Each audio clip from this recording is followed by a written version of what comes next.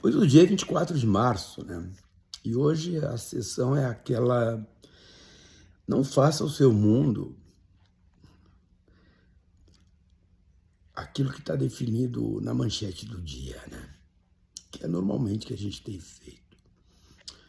As manchetes de jornais, esses jornais digitais, têm um negócio interessante, né? Porque eles dizem assim, para gerar os cliques e as vinculações, né? Famoso jogador de não sei o que faz tal coisa. Não tem o nome do jogador. Ou seja, o núcleo da informação, ele exige um clique para acessar. Na medida em que esta forma,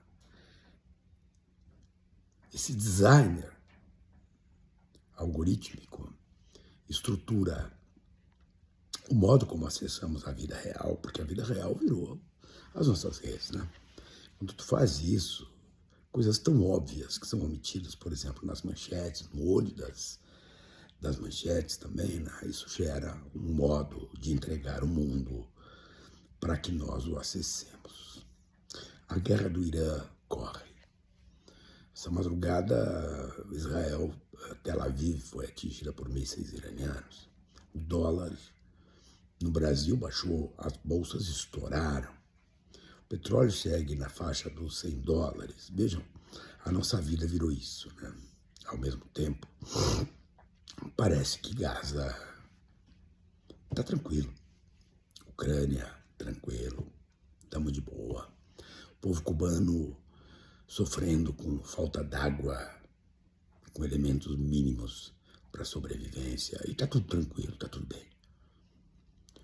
O agente laranja segue fazendo as coisas que faz e nós grudados nos cliques que nos encaminha para a realidade. Nos Estados Unidos segue a política seminazista do Trump, agora colocando o ICE, aquele grupo tipo SA. SA era a polícia do Hitler, né? Antes das SS, nos aeroportos. Está lá, está acontecendo. Mais uma série de ações são praticadas contra as universidades americanas. Harvard, mais uma vez, está sendo atacada pelo governo dos Estados Unidos, pelo governo de Lex Luthor, o agente laranja. Mas nenhum clique desses nos oferece acesso direto a este tipo de informação. Quem os acessa? Quem tem noção mínima de que o mundo não é essa instantaneidade que nos oferecem. Já disse para vocês de forma muito clara. Vocês pensam que Flávio Bolsonaro não pode ser presidente do Brasil? Não tem a menor dúvida sobre isso. Se o governo Lula não mudar a sua estratégia de comunicação e a estratégia política, muito provavelmente vai perder a eleição. Por quê? Porque a percepção da população brasileira sobre o governo brasileiro é ruim. Em que pese todos os números, todos, sejam bons. E dirão, não, está sendo muito radical, não são todos os números que não são bons. É verdade, tem um número que não é bom, que é o tema da dívida pública. Mas comparado a todos os demais, os números são excelentes e não há percepção possível ainda, neste momento, sobre o que tem sido este governo, especialmente quando existe uma negativa da grande mídia em produzir uma comparação necessária, que seria com o último governo. Então, hoje eu passo aqui nesse sentido. A vida segue. A vida segue. Em Londres, o gás subiu 20%. Trump procura uma narrativa para poder dizer que venceu essa coisa imbecil que fez em atacar o Irã junto com Israel. Israel segue atacando o Líbano, que não tem nada a ver com esse negócio. E ataca Beirute, no centro de Beirute, não é o norte do Líbano que está sendo ocupado, onde estariam sediados o Hezbollah. Não. Os custos da guerra são enormes, mas nós temos que trabalhar com a seguinte expressão: o custo das guerras. Putin deve estar dando barrigadas, risada. Olhem as coisas como acontecem, e nós não damos conta disso. Os Estados Unidos levantou o embargo sobre a venda de petróleo do Irã. Dia desses o cara vai para a TV e diz, tal de Trump. Mas eu me surpreendi, eles atacaram os vizinhos. Desculpa, gente, vocês têm alguma surpresa, sou eu e vocês, né? Porque imagina o aparato de segurança que esse cara tem. E imaginar que os caras não iam atacar as bases americanas nos países vizinhos.